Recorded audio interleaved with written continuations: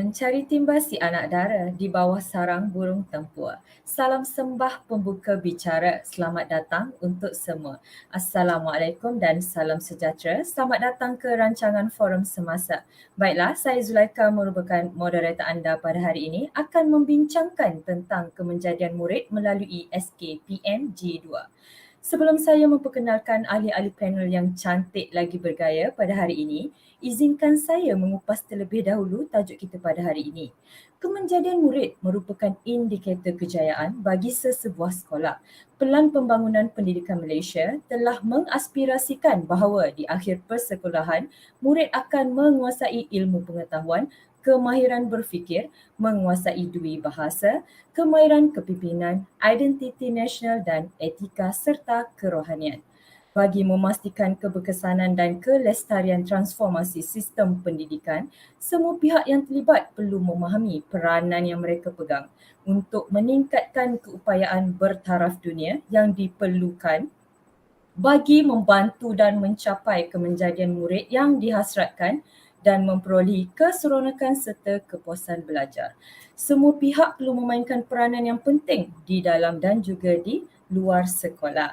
Bagaimana semua pihak dapat meningkatkan keupayaan bertaraf dunia dalam membantu mencapai kemenjadian murid yang dihasratkan dan akan memperolehi lebih keseronokan dan kepuasan dalam menjalankan tugas. Pada hari ini kita akan bersama-sama 5 orang ahli panel yang cukup cakna yang akan bersama-sama kita akan membincangkan tentang bagaimana untuk mencapai kemenjadian murid dan apakah peranan semua pihak dalam menggapai aspirasi yang dihasratkan oleh semua.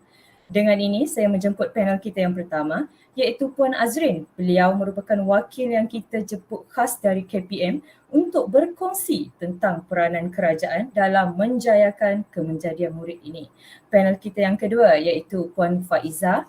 Beliau merupakan guru besar yang berdedikasi dan memenangi beberapa anugerah sekolah berprestasi tinggi yang sedang berkhidmat di SJKC Ban Phong. Seterusnya kita perkenalkan panel kita yang ketiga iaitu Cikgu Ain yang merupakan guru yang begitu cakna dan merupakan guru yang cemerlang dan merupakan penerima anugerah Guru Inspirasi 2021. Panel kita yang ketiga ialah Puan Natra yang merupakan pengerusi PIBG yang aktif dan merupakan individu yang menjadi gerak utama dalam membantu pihak sekolah dalam menjayakan program-program pendidikan untuk anak bangsa. Dan yang terakhir panel kita iaitu Adik Hazwani yang merupakan wakil pelajar cemerlang SPM Pro Max dari College Genius Insan USIM untuk menjelaskan kesan daripada kemenjadian murid ini pada dirinya sendiri. Selamat datang dan terima kasih ahli panel kerana sudi hadir pada hari ini. Baiklah, tanpa kita membuang masa, kita teruskan dengan perbincangan kita. Soalan saya yang pertama ingin saya ajukan kepada Puan Azrin iaitu wakil dari KPM. Apakah intipati kepada kemenjadian murid melalui SKPM G2 yang dibawakan oleh KPM? Boleh Puan jelaskan? Terima kasih saya ucapkan kepada puan moderator kita yang cantik, lagi semangat ya untuk hari ini. Okey, Assalamualaikum dan salam sejahtera saya ucapkan kepada para panel yang hebat-hebat belaka serta para penonton yang saya hormati. Terima kasih kerana sudi meluangkan masa untuk dalam sebuah majlis perkongsian ilmu iaitu forum kita pada hari yang mulia ini. Okey, berbalik kepada soalan yang ditanya, aspirasi KPM sebenarnya dalam menjayakan kemenjadian murid melalui SKPM T2 ini sudah pun telah dinyatakan dalam Pelan Pembangunan Pendidikan Malaysia 2013 hingga 2025 bahawa kita ingin melahirkan murid yang mempunyai pengetahuan, kemahiran berfikir, kemahiran memimpin, kemahiran dua bahasa, etika, kerohanian dan identiti sosial. Okey, melalui SKPMG gelombang 2 ini kita telah pun menetapkan standard kualiti apa yang sebenarnya ingin kita capai dalam memastikan kemenjadian murid ini menjadi satu realiti bukannya angan-angan. Okey. Seperti kita semua sedia maklum, pendidikan merupakan nadi pembangunan sesuatu bangsa dan negara. Tanpa sistem pendidikan yang komprehensif dan mantap serta sejajar dengan perkembangan zaman, sesuatu bangsa itu tidak akan dapat bersaing dan boleh dianggap sebagai gagal ya, dalam melaksanakan tanggungjawab kepada rakyat. Dan kita daripada pihak KPM tidak mahulah kita dianggap sebagai gagal kerana anak-anak kita ini adalah penerus kepada warisan kita. Okey, berdasarkan pernyataan standard yang telah ditetapkan dalam standard 5 iaitu kemenjadian murid, murid yang didik secara holistik adalah pengurusan sekolah yang cekap berupaya mencapai potensi yang sepenuhnya dalam penguasaan pengetahuan dan kemahiran keterampilan, berakhlak mulia, bertanggungjawab dan berupaya mencapai kesejahteraan diri. Aspek dan kriteria ketiga dalam kemenjadian murid ini kita lihat kepada kemenjadian murid dalam akademik, co-curriculum dan sasiah murid itu sendiri.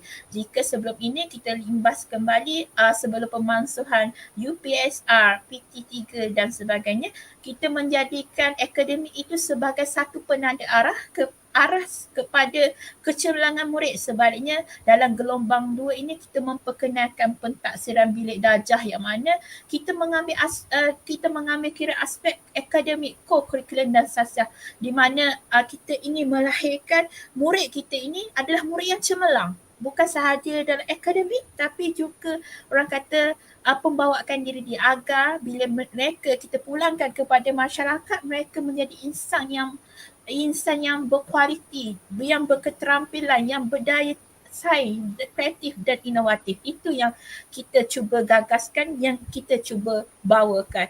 Okey, selain itu, kemenjadian murid ini bagi kita memastikan mencapai standard kualiti yang ditetapkan. Guru, okey, guru sebenarnya ejen ataupun atribut yang penting.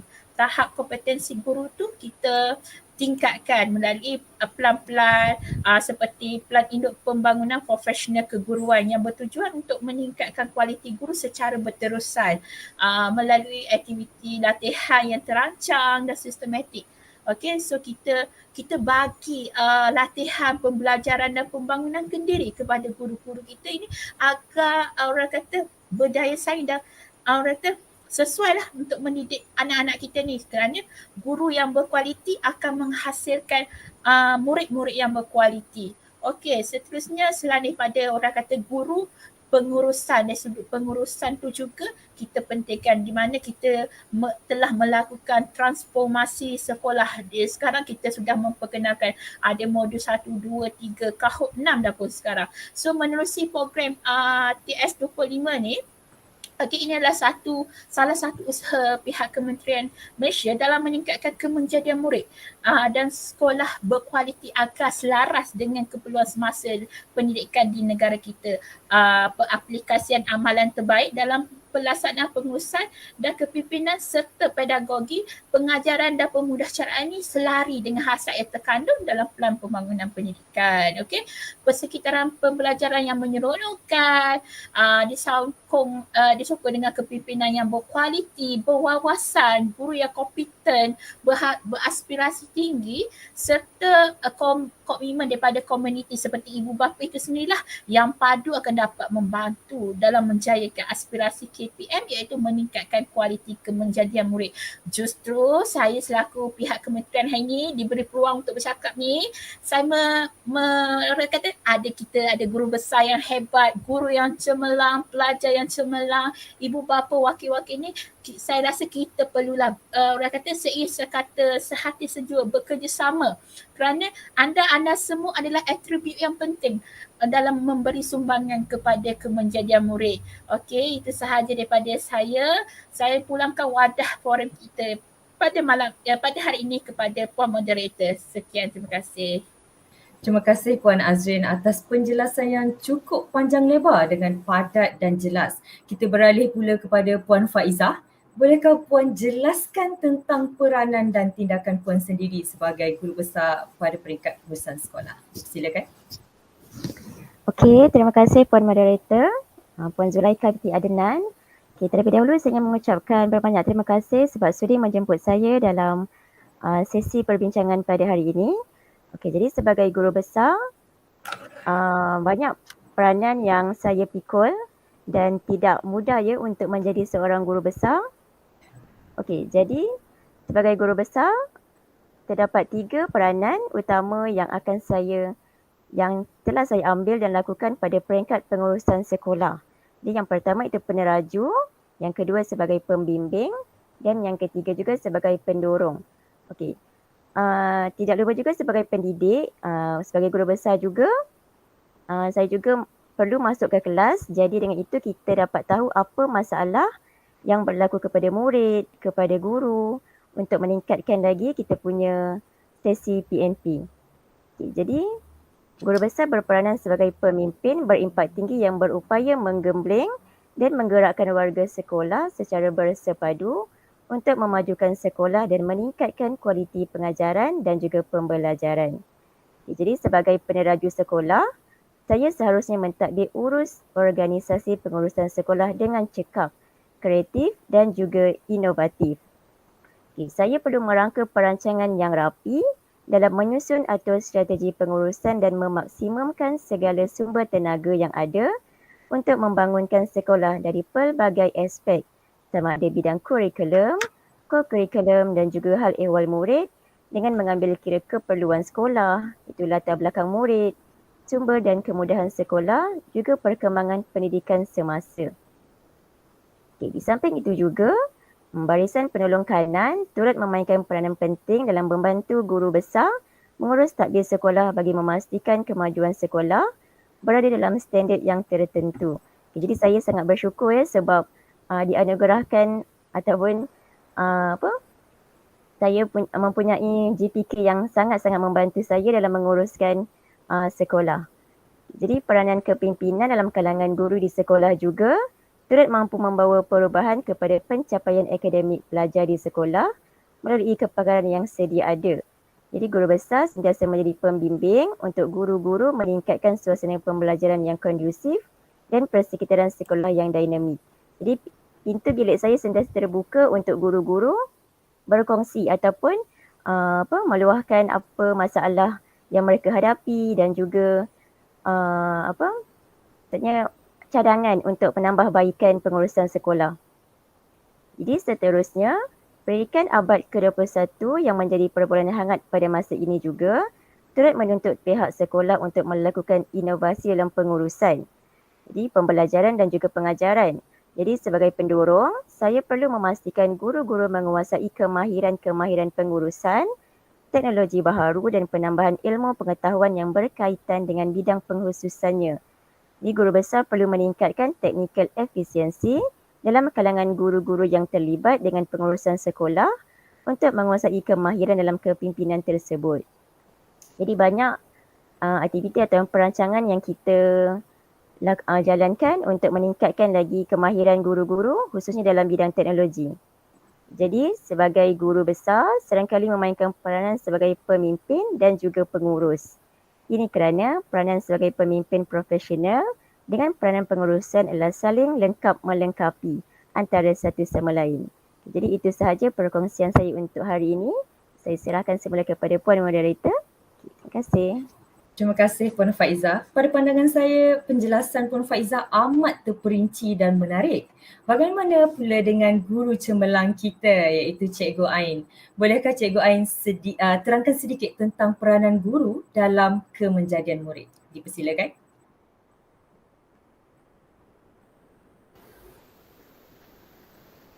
Baiklah, terima kasih moderator Puan Zulaika atas soalan yang diajukan. Assalamualaikum dan selamat sejahtera. Saya ucapkan kepada para penonton yang saya hormati dan juga para panel sekalian. Terlebih dahulu saya ingin mengucapkan terima kasih kerana menjemput saya sebagai salah seorang panel pada hari ini. Okey, baiklah, kita berpaut pada soalan perbincangan tadi. Peranan utama seorang guru dalam pembelajaran abad ke-21 adalah sebagai ejen perubahan yang mana guru bertanggungjawab untuk melahirkan murid yang produktif tinggi, mahir dalam komunikasi, mempunyai kemahiran berfikir aras tinggi serta mahir dalam penggunaan teknologi maklumat dan komunikasi. Oleh yang demikian, guru-guru perlu terlebih dahulu melengkapkan diri dengan kemahiran-kemahiran tersebut bertujuan melaksanakan pengajaran dengan berkesan. Seperti yang kita semua sedia maklumlah, dalam arus modernisasi ini, guru-guru juga berhadapan dengan murid-murid yang jauh berbeza dengan murid-murid pada masa lalu. Hal ini kerana murid-murid kini lebih terdedah dengan maklumat yang diperolehi daripada pelbagai sumber yang mana mereka juga boleh mendapatkannya semudah di hujung jari sahaja dan mereka juga mempunyai kecenderungan untuk mengetahui dan bertanya dengan lebih mendalam. Kiranya pada kita boleh katakan murid pada alam baru ini lebih mempunyai akses kepada maklumat kerana mereka lebih terdedah kepada kepesatan teknologi. Justru itu kita sebagai guru kena melengkapkan dirilah dengan kemahiran tertentu bagi memudahkan guru-guru ini menghadapi cabaran pendidikan abad ke-21. Selain itu, dalam usaha untuk mewujudkan persekitaran pembelajaran kemahiran berfikir aras tinggi atau KEBAT ini, guru juga bertindak sebagai pemudah cara yang melaksanakan pelbagai aktiviti yang berpusatkan murid. Contohnya, guru menyediakan aktiviti yang dapat mencabar minda murid dan penyoalan aras tinggi secara berperingkat bertujuan mendorong murid itu untuk memberi pandangan serta membuat penyelidikan dan membuat penerokaan secara terancang dan berstruktur. Ironinya terhadap kemenjadian murid pula, murid akan menjadi lebih aktif dan suka bertanya serta boleh memberikan cadangan penyelesaian berdasarkan pengetahuan yang sedia ada. Guru juga boleh menggunakan bahan rangsangan seperti soalan aras tinggi yang mana dapat menggalakkan murid berfikir dengan lebih mendalam. Murid juga boleh membuat kesimpulan dan refleksi, seterusnya mengaplikasikan pengetahuan tersebut dalam situasi sebenar. Hal ini secara langsung membentuk satu generasi yang berakhlak tinggi yang boleh berfikiran di luar kotak. Selain itu, guru juga kita boleh katakan sebagai ejen perubahan yang mana mereka turut berperanan sebagai penyelidik lah. Saya sendirilah berperanan sebagai penyelidik yang mana konsep ini sebenarnya kerap kali dibincangkan dalam literatur pendidikan guru berkaitan dengan reformasi pendidikan dan peningkatan profesionalisme guru. Guru-guru pada alam inilah kita boleh katakan digalakkan untuk menerapkan budaya penyelidikan untuk memahami persekitaran pembelajaran serta amalan dan tindakan diri demi mempertingkatkan kualiti profesionalisme mereka. Dalam usaha untuk meningkatkan profesionalisme guru ini, ada satu trend yang menarik dalam perkembangan pendidikan di negara yang mana telah wujud pemantapan komuniti pembelajaran profesional dalam kalangan pendidik. Contohnya seperti PLC. Hal ini sebenarnya selaras dengan anjakan 4 dalam Pelan Pembangunan Pendidikan Malaysia yang mana untuk membudayakan kecemerlangan berasaskan teladan rakan setugas di bawah inisiatif mentransformasi profesion keguruan menjadi profesion pilihan. Selain itu, guru juga bertanggungjawab dalam memastikan kecemerlangan seseorang murid sebagai dikatakan berfungsi sebagai seorang perancang lah, berlandaskan aspek standard 4 dalam standard kualiti pendidikan Malaysia gelombang kedua. Kementerian menggariskan peranan seorang pendidik sebagai perancang kerana tugas guru ini dikhususkan kepada merancang rancangan pelajaran, sumber pendidikan, pentaksiran dan tempat pembelajaran bersesuaian dan sebagainya. Perancangan yang dibuat perlulah rapi dalam memastikan perkembangan murid secara menyeluruh dari segi jasmani, rohani, emosi, intelek dan juga sosial. Di sini kita boleh katakan guru bertindak sebagai perancang untuk memastikan kesediaan dan juga persediaan rapi dalam melaksanakan pembelajaran dan pemudahcaraan secara profesional dan juga sistematik dalam memastikan kemenjadian murid yang stabil. Oleh itu saya boleh katakanlah di sini, saya boleh simpulkan di sini guru memainkan peranan yang penting dan mempunyai pengaruh yang besar dalam kemenjadian murid. Melalui seorang gurulah satu generasi dididik supaya berakhlak, bermoral dan mengamalkan budaya hidup yang murni selain menjadi insan yang berakhlak.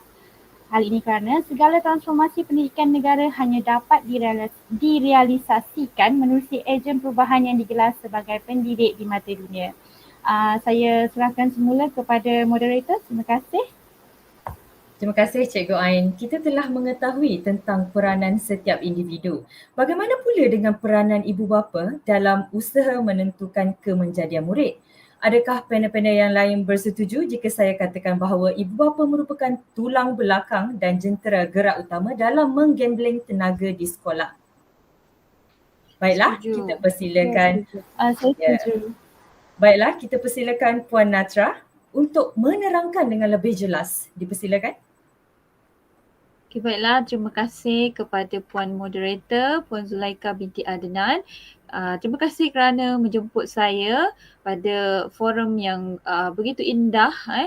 Kita lihat, syukur kehadrat ilahi kerana kita dapat bersama-sama dalam perkongsian ilmu, dalam membincangkan peranan ibu bapa dalam menjamin kemenjadian murid ataupun menjamin kemenjadian anak-anak kita. Okay. Setiap kejayaan anak-anak ada dua orang insan di belakangnya. Okay, siapakah insan mulia itu? Ibu bapa lah insan yang paling mulia yang telah mendidik anak-anak, yang menyokong kita sejak kita dari awal kita hidup di dunia. Sebagai ibu bapa, kitalah yang mencorakkan anak-anak. Kerana anak-anak ini diibarat kain putih. Kitalah yang mencorakkan, sama ada dia menjadi seindah warna pelangi ataupun dia semalap gelapnya masa hadapannya. Itu semua bergantung pada atas diri kita sendiri. Kita yang mencorakkan bagaimanakah coraknya, adakah masa hadapannya lebih cerah atau masa hadapannya gelap. Okay. Peranan yang paling utama yang saya nak tekankan supaya kita cakna masing-masing semua dah berumah tangga, menjadi ibu bapa, kita hendaklah memastikan yang utamanya iklim rumah tangga kita tu bagaimana. Keadaan apa? Adakah iklim kita tu sihat? Kalau iklim tu sihat, aman dan damai, maka dia juga akan mempengaruhi pemikiran, minda, emosi, kognitif anak-anak. Supaya dia dapat dalam pelajarannya dia dapat lebih fokus. Sebab apa? Sebab iklimnya di rumah memang sihat lah kan. Kalau kita tengok masalah yang selalu berlaku dalam pembelajaran, biasanya murid-murid itu bermasalah disebabkan asalnya awalnya iklim rumahnya yang tidak sihat.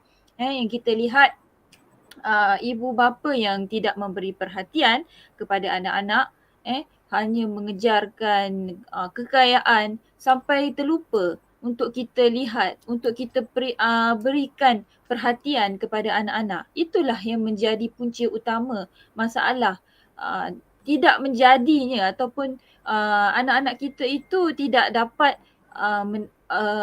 kecemerlangan dalam kehidupannya. Itulah antara peranan yang utama. Kita boleh menyokong dalam pembelajaran, kita bantu guru-guru sediakan kalau di rumah tu kita sediakan tempat yang kondusif untuk anak-anak kita belajar.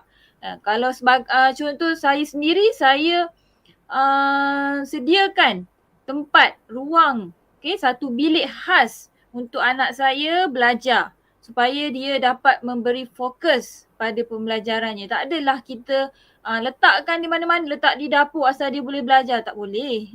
Kita kena sediakan satu bilik khas untuk dia belajar supaya dia betul-betul fokus apa yang dia belajar, apa yang perlu dia tahu. Itulah kita punya peranan yang utama. Kita kena ingat. Yang kedua, didikan agama. Didikan agama ni sangat penting. Yang pertama, kenapa dia penting? Sebabnya dapat membina sasiah murid itu. Kalau murid itu, kalau anak-anak kita hanya cemerlang pada kurikulum sahaja, tetapi dia punya akhlaknya, sasiahnya tidak menampakkan kecemerlangan, maka tidak guna juga. Sebab apa? Kita agamanya kurang. Sebab semua agama, tak kisahlah Islam, Hindu, Buddha, semua ada agama yang menyarankan kita ke arah kebaikan. Jadi pentingnya peranan agama dalam mendidik anak-anak. Sebagai contohlah, menurut Albert Einstein pernah juga mengatakan agama tanpa ilmu adalah buta, dan ilmu tanpa agama adalah lumpuh. Hal ini terbuktinya kenapa pegangan agama ini dapat membantu mendidik sasiah, dapat membantu mendidik sasiah anak-anak kita supaya dia dapat membezakan apakah perkara yang buruk dan juga apakah perkara yang baik, antara positif dan negatif. Dari segi contoh kita tengok pergaulan bebas sekarang, tak kisahlah dari secara zahir ataupun maya, kita dapat lihat walaupun anak kita tu berada di rumah, tapi dia tetap juga akan bergaul bebas dengan rakan-rakannya di luar. Betul tak semua? Dia mesti akan, sebab apa? Kita ada Facebook, kita ada Twitter. Budak-budak ni, anak-anak ni mesti juga, walaupun kita tengok bagus anak kita ni ada dekat rumah, tak ada keluar kan. Tapi kita tak tahu apa yang dia buat di belakang kita. Betul tak? Kita tengok anak kita baik je. tapi kita tak tahu apa tadi buat dekat belakang kita. Dia pergi chat dengan orang tu, chat dengan orang ni, tengok katanya belajar, tapi apa yang dia buat di belakangnya. Jadi adanya didikan agama, dapatlah anak-anak kita tu mengawal diri dia supaya dia tidak terpesong pada negatif, benda-benda yang negatif. Yang ketiga, kita boleh lihat dalam sekolah, ibu bapa mestilah terus berkomunikasi dengan guru-guru. Jangan kita halangkan komunikasi kita. Contohnya, kita boleh berkomunikasi secara terus bila adanya hari menandatangani rekod prestasi anak-anak.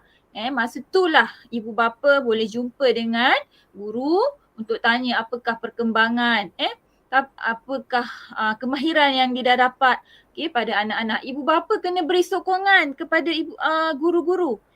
Sebab ada yang saya lihat, ada satu kes ni, ibu bapa seolah-olah berpihak kepada anaknya. Itu tidak bolehlah kita buat macam tu. Sebab apa? Kita nak pastikan kecemerlangan anak kita ni. Bukan saja dari kurikulum, sasiahnya, secara holistik. Kita janganlah setakat dapat cemerlang, dapat A, okey anak kita dah bagus lah ni. Tak betul. Ibu bapa kena sokong apa yang guru buat dalam aktiviti sekolah. Okey. Apa yang dapat saya simpulkan, di mana peratusan peranan ibu bapa di sini adalah 50% pada peringkat awal. 25% lagi adalah peranan dari guru. 25% lagi adalah daripada kanak-kanak itu sendiri. Saya harap apa yang saya bincangkan, apa yang saya cuba sampaikan kepada tuan-tuan, puan-puan, dapatlah kita ambil iktibar, ambil manfaat. Apa yang baik kita ambil dan apa yang buruk itu kita tinggalkan. Okey, sekian saja saya punya perbincangan untuk peranan ibu bapa. Saya serahkan kepada puan moderator kita. Sekian, terima kasih. Terima kasih Puan Natrah atas penjelasan yang cukup jelas dan menyentuh perasaan kerana beliau sendiri merupakan ibu kepada anak-anak yang bakal menjadi pemimpin di persada dunia. Seterusnya kita teruskan dengan penyambung generasi kita iaitu adik Hazwani untuk menjelaskan apa yang dia perolehi sebagai pelajar kesan daripada kemenjadian murid ini. Dipersilakan adik Hazwani. Okey, terima kasih kepada Puan Moderator, Puan Zulaika. Okey, Assalamualaikum dan salam sejahtera semua.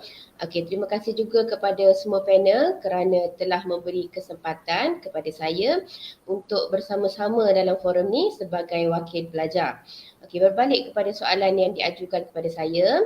Okey, sebagaimana yang kita sedia maklum, kemenjadian murid ni memang menjadi satu bualan yang sangat hangatlah dalam dunia pendidikan kini. Dalam SKPMG2 juga kemenjadian murid ni diukur melalui 3 aspek iaitu dari segi akademik, dari segi kurikulum dan juga siah diri. Sebagai diri saya sebagai seorang pelajar lah. Konsep kemenjadian ni sangat membantu saya dalam meningkatkan prestasi akademik. Sebagai contohnya dengan adanya konsep kemahiran berfikir aras tinggi. Wujudnya persekitaran pembelajaran konsep KEBAT ni sebenarnya mampu membentuk kemenjadian murid kerana kemahiran berfikir ni dia dapat menghasilkan modal insan yang cergas, kreatif dan inovatif bagi memenuhi cabaran dalam abad sekarang, abad ke-21. Soalan KEBAT juga sebenarnya dia memerlukan kami sebagai pelajar untuk aplikasi, analisis, sintesis dan menilai sesuatu maklumat. Semasa proses kita nak menyelesaikan satu masalah tu, secara tak langsung kami dapat berfikir secara aktif, secara kreatif, secara kritis. Pemikiran-pemikiran kreatif dan kritis ni sebenarnya merupakan pemikiran yang memerlukan kami berfikir dengan meluas dan mendalam dalam menyelesaikan satu masalah, serta membantu kami membuat pertimbangan yang wajar lah, menggunakan alasan dan bukti yang munasabah. Jadi pada pendapat saya kemahiran berfikir ni sebenarnya banyak membantu saya dan kawan-kawan saya dalam mencapai kejayaan peperiksaan SPM kami yang lalu. Selain itu juga kemenjadian murid ni juga diukur dari aspek co-curriculum.